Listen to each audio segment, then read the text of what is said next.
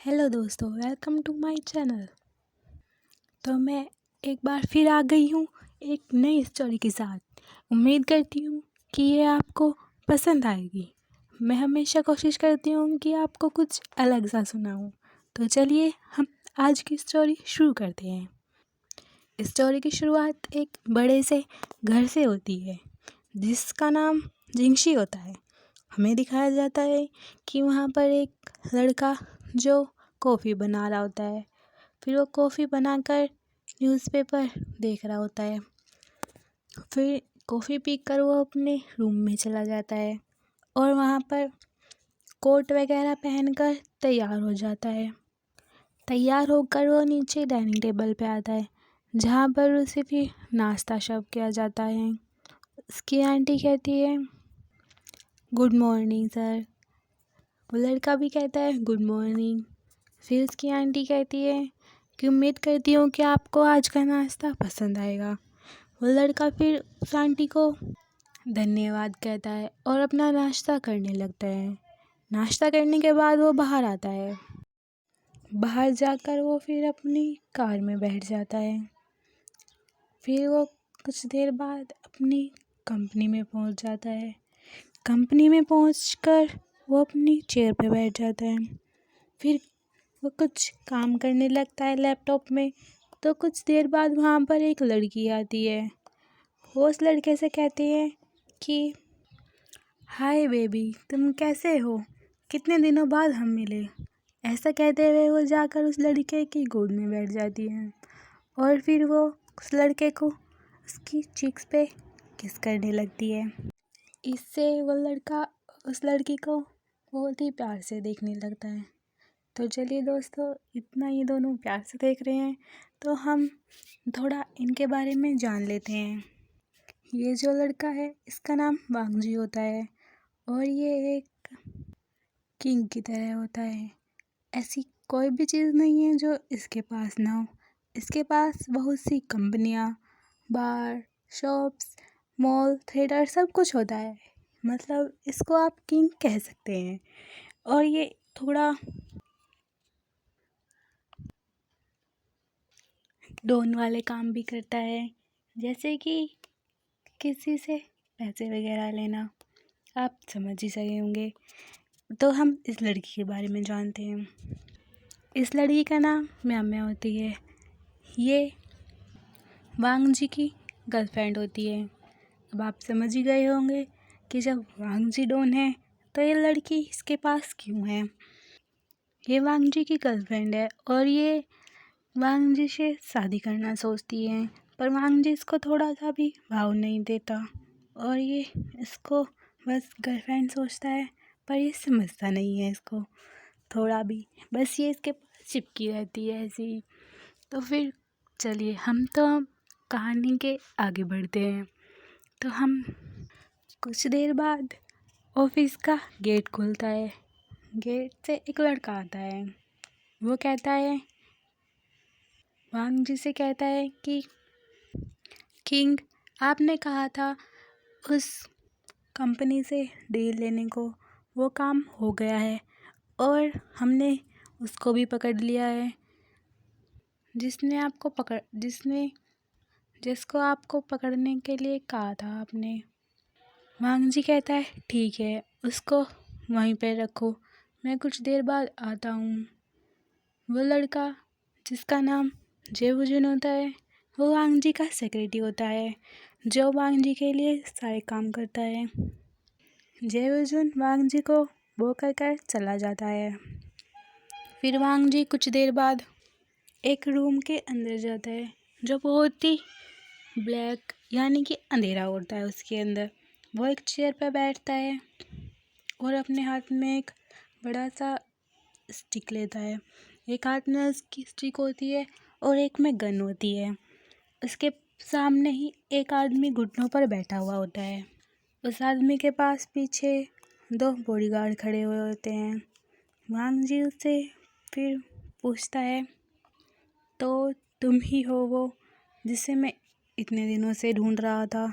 तुम्हारी वजह से ही अब मेरी डील कैंसिल होने वाली थी, तो तुमने तुमने ही हमारे साथ धोखा किया है। तुमने उस कंपनी के पास जाकर हमारी डिटेल दी है।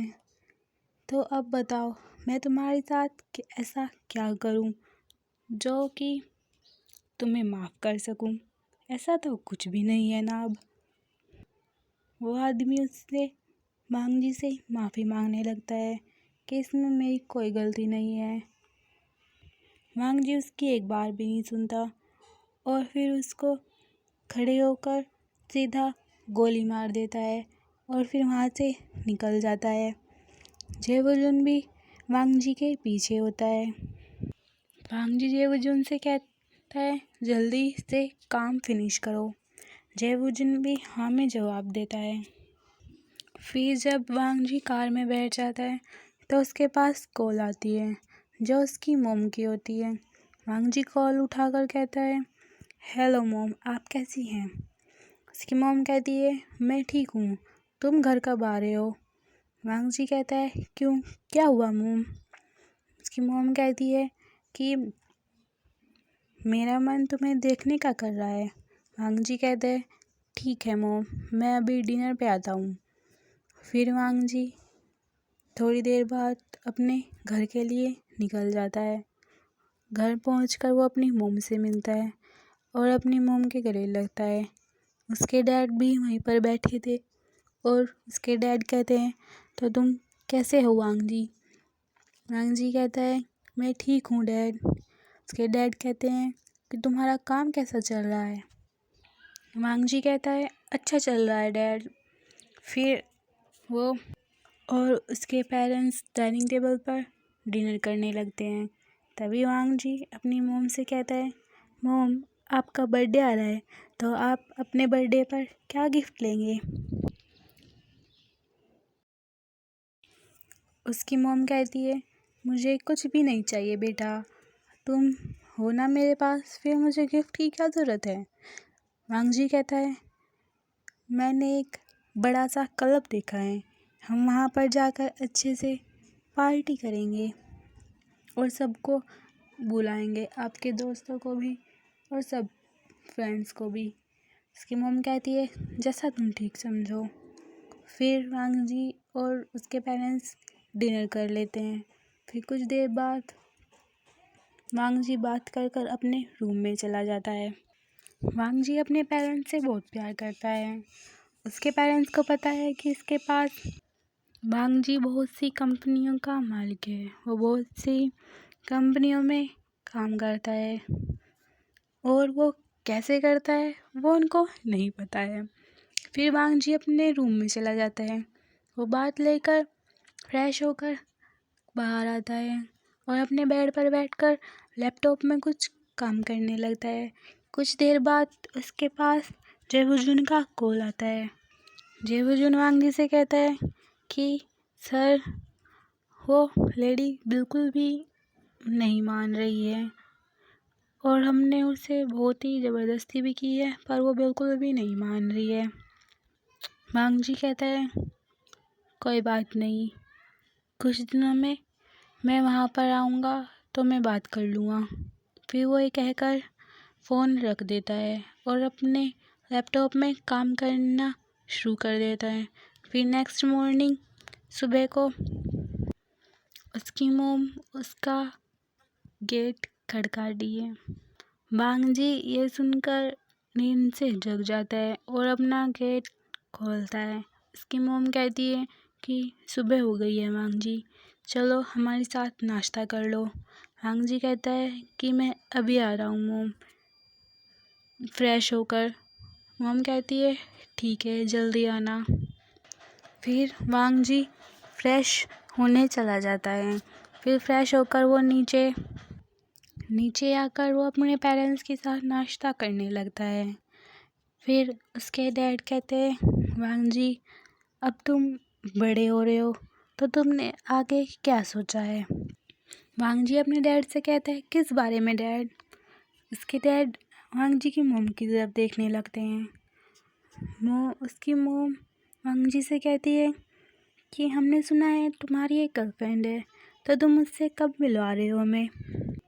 वांगजी कहता है कि हाँ, वो मेरी गर्लफ्रेंड है, पर उससे ज़्यादा मैं उससे और कुछ नहीं समझता।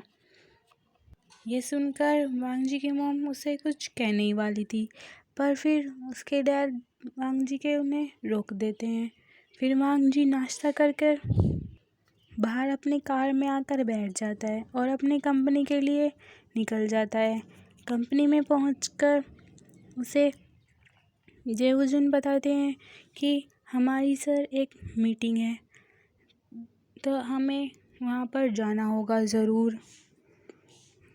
वांग जी कहता है ठीक है, और फिर जेवुजुन उन्हें उस मीटिंग के बारे में बताने लगते हैं।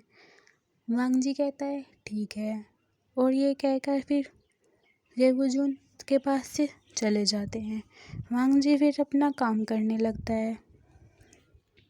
कुछ देर बाद वांग जी के पास एक लड़की आती है और वो कहती है किंग, आपसे कोई मिलने बाहर आया है, क्या मैं उसे अंदर भेज दूँ? वांग जी कहता है अच्छा रुको, उन्हें वहीं बाहर बिठाओ, मैं आता हूँ। लड़की कहती है ठीक है किंग, और वो कहकर चली जाती। फिर कुछ देर बाद वांग जी अपना काम ख़त्म करके बाहर आता है। वहाँ पर वो एक आदमी को खड़ा हुआ देखता है।